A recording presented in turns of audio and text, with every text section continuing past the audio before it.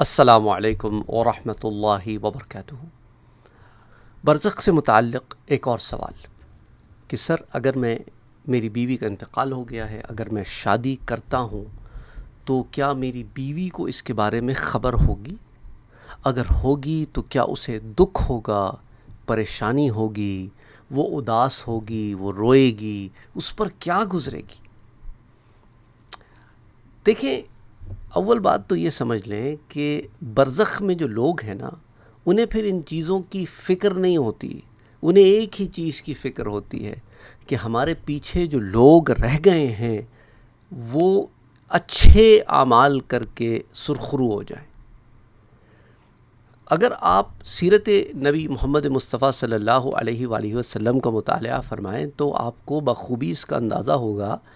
کہ حضرت عثمان غنی رضی اللہ تعالی عنہ، جن کی شادی حضور صلی اللہ علیہ وسلم کی ایک صاحبزادی سے ہو گئی تھی اور پھر وہ صاحبزادی کا انتقال ہو گیا،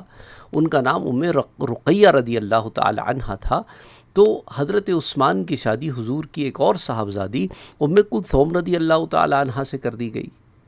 اگر ایسی کوئی بات ہوتی کہ ام کلثوم کے انتقال کے بعد پھر حضور یہ نہ کہتے کہ عثمان اگر میری کوئی اور بیٹی ہوتی تو پھر میں اس کو تم سے بیعت دیتا، لیکن چونکہ اب میری کوئی بیٹی نہیں ہے تو اب تم جس سے چاہے شادی کر لو، تو اگر حضور کی بیٹیوں کو ان کے قبر مبارک میں، ان کی قبروں میں کوئی غم ہوتا، کوئی دکھ ہوتا، کوئی روتی کہ حضرت عثمان کی، پھر حضور یہ نہ کہتے کہ تم کوئی اور شادی کر لو۔ اچھا، حضرت علی کرم اللہ وجہہ، حضرت فاطمہ الزہرا رضی اللہ تعالی عنہ سلام اللہ علیہا کے وصال کے بعد، انتقال کے بعد کوئی اور شادی نہ فرماتے؟ اچھا، حضور صلی اللہ علیہ وآلہ وسلم حضرت خدیجۃ الکبریٰ رضی اللہ تعالی عنہ کے انتقال کے بعد کوئی شادی نہ فرماتے؟ کیونکہ حضرت خدیجہ کی حیات مبارکہ میں حضور صلی اللہ علیہ وآلہ وسلم نے کوئی اور شادی نہیں فرمائی۔ سمجھ رہے ہیں آپ بات کو؟ اچھا، حضرت علی کرم اللہ وجہہ جب کسی قبرستان سے گزرتے تو مردوں کو خطاب کر کے کہتے کہ تمہیں خبر بھی ہے کہ جو دنیا تم نے جمع کر کے رکھی تھی، اس گھروں کے مکین کوئی اور ہو گئے، تمہارے مال کے وارث کوئی اور ہو گئے، تمہاری عورتوں نے کچھ اور شادیاں کر لیں، تو تم جس چیز پر بڑے اتراتے تھے، بڑے گھمنڈ کرتے تھے، جن چیزوں میں تم گم تھے، وہ ساری شے تو تم سے ویسی گم ہو گئی، تمہارا مال بھی چلا گیا، تمہارے گھر بھی چلے گئے، تمہاری عورتیں بھی چلی گئیں، اب جو آگے بچا تو کیا اعمال صالحہ، کیا تم اپنے رب کو یہاں سے راضی کر کے گئے کہ ناراضی کر کے گئے؟ اصل میں معاملہ یہ ہے۔ تو یہ ساری تمہید باندھنے کا مقصد کیا ہے کہ اگر کوئی عورت بیوہ ہو جاتی ہے یا طلاق یافتہ ہو جاتی ہے اور وہ شادی کرنے کی خواہش رکھتی ہو تو شادی کرنے کی اسلام ترغیب دیتا ہے۔ اچھا، خواہش رکھنے سے مراد یہ نہیں ہے کہ ایک کسی کے نام پر میں بس بیٹھی رہوں داسی بن کے، نہ، اسلام اس چیز کو فروغ نہیں دیتا، پروموٹ نہیں کرتا۔ یعنی کہ شادی کی عمر ہے، جوانی ہے، تو جوانی جو ہے اس کے اندر پھر انسان کا نفس جو ہے وہ ایک خواہش ہوتی ہے جو پوری کرنا چاہتا ہے، تو وہ اس عمر میں ہے تو شادی کرنی چاہیے، چاہے مرد ہو یا عورت ہو۔ اس سے ان لوگوں میں جو برزخ میں چلے گئے ہیں ان کی طبیعتوں پہ کوئی فرق نہیں پڑتا، ان کو کوئی برا اچھا نہیں لگتا، وہ ایک روحانی مرحلے میں پہنچ گئے ہیں، وہ جسمانی مراحل سے نکل گئے آگے، وہ روحانیت کے مراحلوں میں پہنچ گئے ہیں۔ اگر تو وہ ملائے اعلیٰ میں پہنچ گئے، اعلیٰ علیین میں پہنچ گئے، اچھے حالوں میں پہنچ گئے ہیں، تو یا پھر وہ کسی عذاب میں بھی گرفتار ہوں تو انہیں ان چیزوں کی فکر کوئی نہیں ہوتی، نہ غم ہوتا ہے، انہیں تو دعاؤں کا انتظار ہوتا ہے، انہیں ایصال کا انتظار ہوتا ہے، ان چیزوں کا، وہ ان چیزوں کے منتظر ہوتے ہیں، یہ شادی بیاہ سے ان کو کوئی تعلق نہیں ہوتا، کیونکہ وہ پھر اس عالم ناسوت سے، اس جنسی تعلق سے بہت آگے نکل گئے ہوتے ہیں، ان کے لیے چیزیں بے معنی ہوتی ہیں۔ تو یہاں جو لوگ رہ گئے ہیں انہیں چاہیے کہ جب تک یہاں پر ہے اپنے آپ کو گناہوں اور برائیوں سے بچائیں، اور شادی کا جو رشتہ ہے اس سے انسان گناہوں اور برائیوں سے بچتا ہے۔ نفس کے اوپر بڑا ایک آپ کو حلال طریقے سے اللہ نے اجازت دی ہے نا، بجائے اس کے کہ حرام کاریوں میں پڑو یا غلط کاموں میں پڑو، یا ایسے لوگ یا ایسی عورتیں جو جوان ہوں اور معاشرے میں تنہا رہ جائیں۔ آپ جانتے ہیں کہ ہوس پرست جانور کتنے پھرتے ہیں معاشرے میں، اللہ محفوظ رکھے، ہر ایک کی عزت کی حفاظت فرمائے، آمین۔ سو دا باٹم لائن از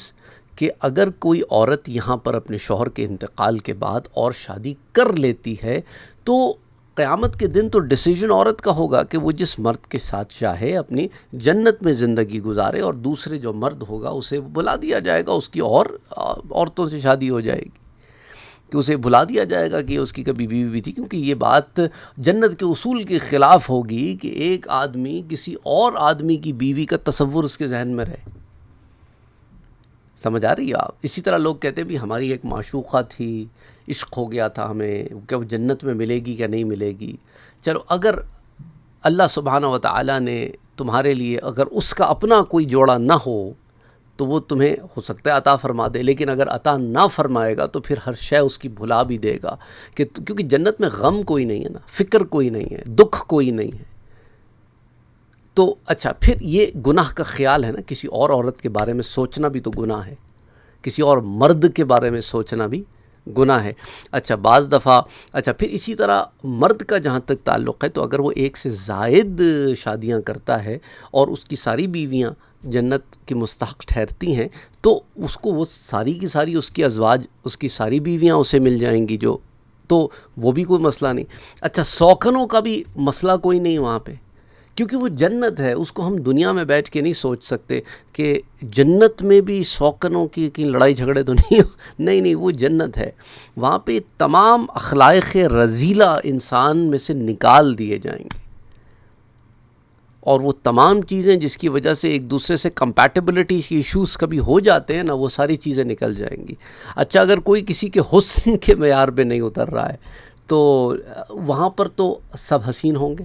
وہ مسئلہ بھی نہیں ہے۔ کوئی عادت اگر کسی کو بری لگتی ہے، وہ عادتیں بھی نکل جائیں گی، کیونکہ سب احسن اخلاق پر ہوں گے، اچھے بہترین اخلاق پہ ہوں گے، بہترین کیریکٹر والے ہوں گے، بہترین مینرزم والے ہوں گے، بہترین خلق میں ہوں گے، احسن تقویم پر ہوں گے، بہترین ساخت پر ہوں گے، جسمانی طور پر بھی اور روحانی طور پر بھی، کسی میں کوئی کمی نہیں ہوگی۔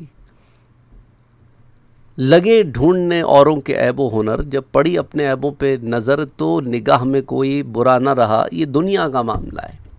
وہاں تو عیب ہی کوئی نہیں ہے، پرفیکشن ہے، حسن و جمال ہے۔ تو بہرحال کہنے کا مقصد یہ ہے کہ ہم نے برزخ کو یہاں کی دنیا کی طرح سمجھ لیا ہے، ہم سمجھتے برزخ کوئی پردیس کا ملک ہے جہاں کوئی چلا گیا ہے اور ساتھ وہی دنیا والے ہیں، ایسا نہیں ہے۔ آپ کو یہ بات سمجھنے کی ضرورت ہے کہ برزخ ایک اور عالم ہے، دنیا جیسا عالم نہیں ہے۔ وہاں جو ملاقاتیں ہیں، جو معاملات ہیں، جو بات چیت ہے، جو رہائش ہے، وہ ایک الگ عالم ہے، جیسا کہ عالم ارواح ایک الگ عالم تھا،